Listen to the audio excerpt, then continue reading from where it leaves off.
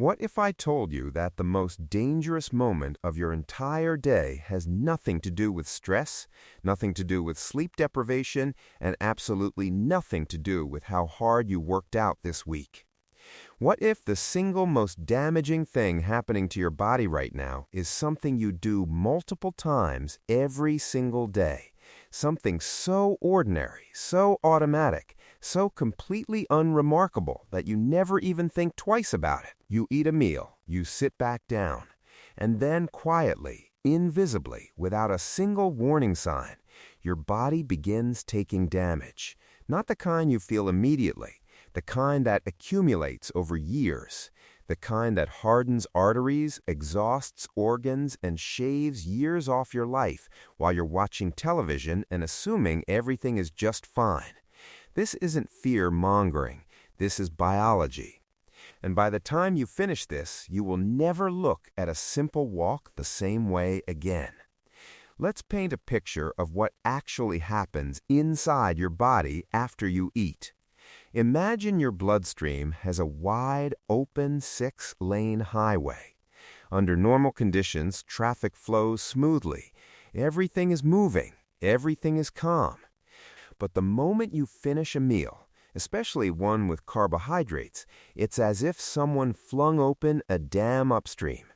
Within 15 to 30 minutes, glucose floods into your bloodstream like a surge of rush-hour traffic with no traffic lights, no exit ramps, and no speed limits. Your blood sugar spikes sharply. Your body, which is always trying to protect you, sounds the alarm. And the organ that answers that alarm every single time, the one doing the heavy lifting while you're on the couch scrolling your phone, is your pancreas, a small, quiet, often overlooked gland tucked behind your stomach, now scrambling like an air traffic controller trying to land 200 planes at once. The pancreas releases insulin, which is essentially the traffic cop of your body. Insulin's job is to wave all that excess glucose off the highway and into your cells, your liver, your muscles, and your fat tissue. And most of the time it does this job reasonably well. But here's what the standard health conversation almost never mentions. Every time your blood sugar spikes aggressively, those glucose molecules moving through your blood in high concentrations behave like microscopic shards of glass grinding against the delicate inner walls of your arteries. Researchers call this endothelial damage, and it doesn't happen once or twice a year. It happens thousands of times. A landmark study published in Nature Metabolism found that the average person experiences over 4,000 blood sugar spikes per year. Most of them happen in the 30 minutes right after eating, 4,000 times a year. Your arteries are being quietly sandpapered from the inside while you feel completely fine. Now, before you assume this only matters for people who are diabetic or overweight, let's stop right there. A 2023 study in the Journal of Clinical Endocrinology and Metabolism found that repeated post-meal glucose spikes, even in people with perfectly normal blood sugar levels, were independently linked to a 34% higher risk of cardiovascular events over a 10-year period. You don't need a diagnosis. You don't need a family history. You just need to eat, which every single one of us does multiple times a day for our entire lives. That's the part that makes this so critical. It's not an edge case. It's not a rare condition. It's the quiet background damage that happens to everyone, every single day, mostly unnoticed until one day the numbers catch up and a doctor is delivering news you were not prepared for. So what's the fix?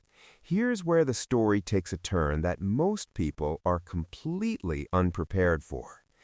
Your muscles, the very same ones you use to walk to your car, climb stairs, or stroll around the block after dinner, are actually the largest glucose disposal organ in your entire body.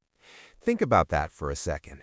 Not your liver, not your pancreas, not some exotic metabolic organ only mentioned in medical textbooks.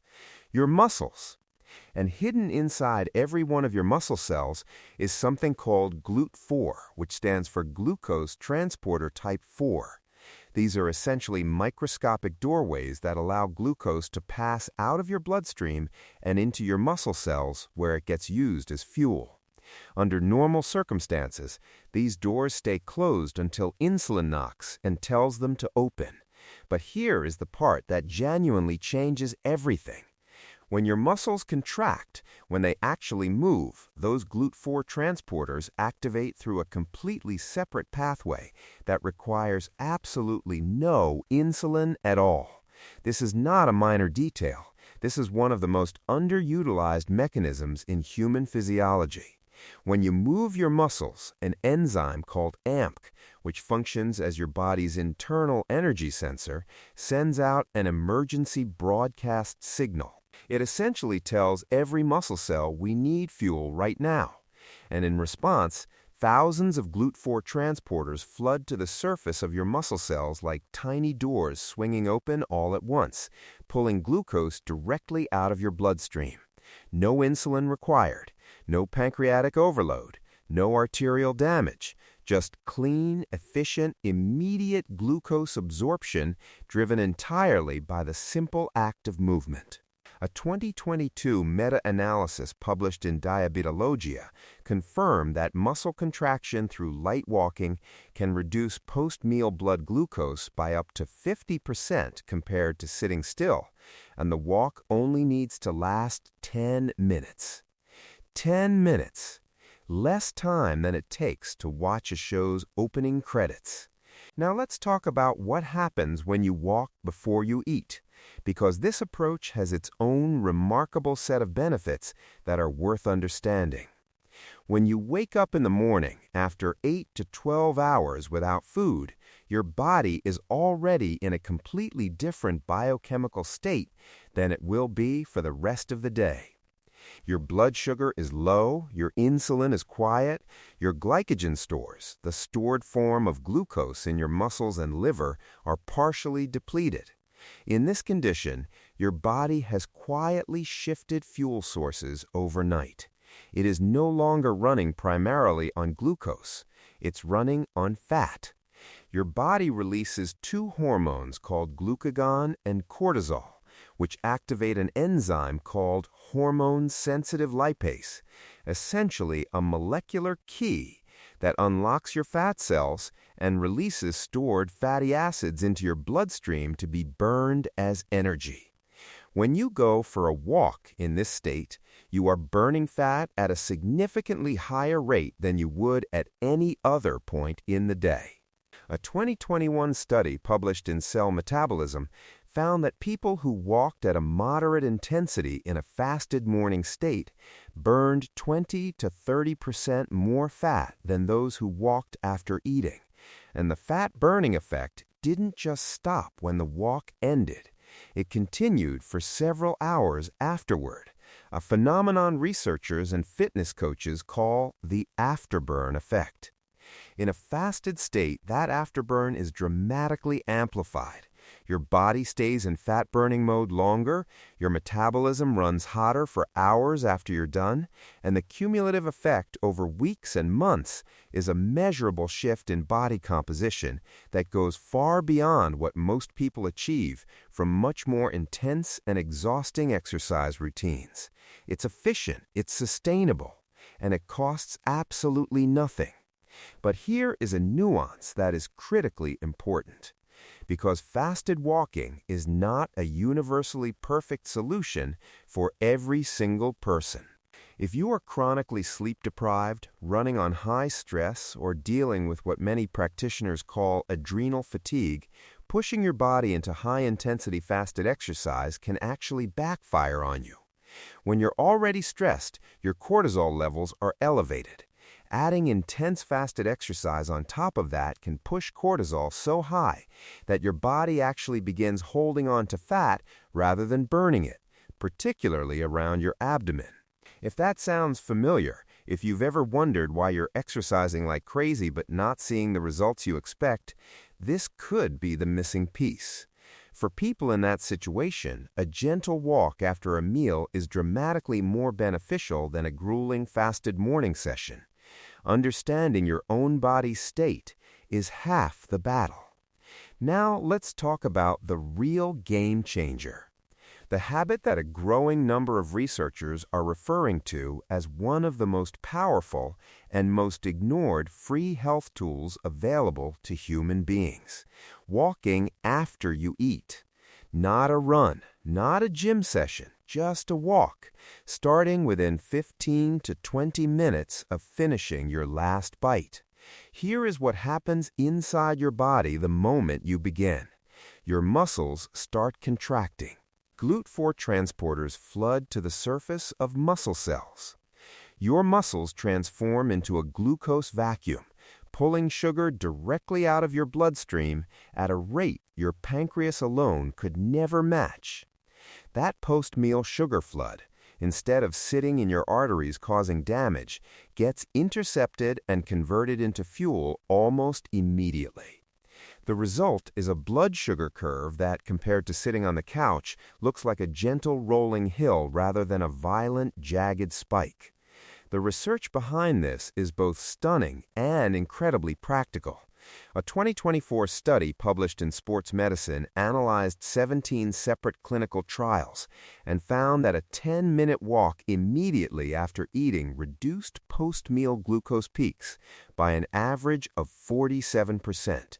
In some populations of pre-diabetic individuals, that effect was more powerful than a commonly prescribed pharmaceutical drug called metformin. Read that again. A 10-minute walk. No prescription required, no side effects, no cost. More effective than medication in certain populations. And yet, almost no one is talking about this at scale. Almost no one finishes their meal, sets a 10-minute timer, and heads outside. The vast majority of people finish eating and immediately return to sitting, which is biologically the worst thing you can do in that critical window. Here's the part that most people miss, and it completely changes how you think about timing. The same research showed that if you wait just 30 minutes after finishing your meal to start walking, the glucose-lowering benefit drops by nearly 60%. By that point, the spike has already happened. The arterial damage from that surge is already done. You're essentially showing up to the fire after it has already burned through the room. The timing window is real, it is specific, and it matters enormously. You need to be moving within 15 minutes of your last bite. That is the sweet spot where your muscles intercept the glucose before it has the chance to cause damage. And the walk itself doesn't need to be fast. It doesn't need to be intense. A slow, casual stroll around the block, a gentle walk around your neighborhood, even pacing back and forth in your living room, all of it counts. You just need to move. And when you begin doing this consistently, the compounding effects on your long-term health are profound in ways that go far beyond blood sugar. A 2023 longitudinal study published in The Lancet Healthy Longevity tracked over 3,000 adults across 5 years and found that people who walked for just 11 minutes after each meal experienced a 28% lower risk of developing type 2 diabetes and a 22% reduction in cardiovascular disease risk. Not after years of intense training, not after dramatic dietary overhauls, after a consistent habit of short, simple, post-meal walks repeated day after day. Over time, those repeated muscle contractions stimulate your mitochondria, the energy-producing engines inside your cells, to multiply and become more efficient. Your insulin sensitivity improves, meaning your body needs less insulin to manage the same amount of glucose. Your arteries stay cleaner, more flexible, and more resilient. Researchers who study aging and longevity call this process metabolic compounding, and it works exactly like financial compound interest. Small daily deposits of healthy behavior banking years of protection into your future. So here is exactly what you should take away from everything you've just learned. Walk before eating if you want to maximize fat burning. A gentle, fasted morning walk at a comfortable pace takes advantage of your body's overnight fat-burning shift and extends it meaningfully into your day. Walk after eating if you want to protect your arteries, reduce blood sugar damage, and build the kind of metabolic resilience that keeps you healthier for decades. Start within 15 minutes of your last bite, walk for at least 10 minutes, and keep the pace comfortable. You don't need to break a sweat, you just need to move. If you can only do one of these, the post-meal walk wins every single time. The research is clear, the mechanism is understood, and the results are immediate. Every single time you stand up and take that walk, you are intercepting thousands of tiny moments of damage that would otherwise quietly accumulate inside your body. You are sending a clear biological signal to every cell in your body, one that says, I am choosing health. I am choosing to be here for the long run. And the extraordinary thing is, that signal only requires 10 minutes and a pair of shoes.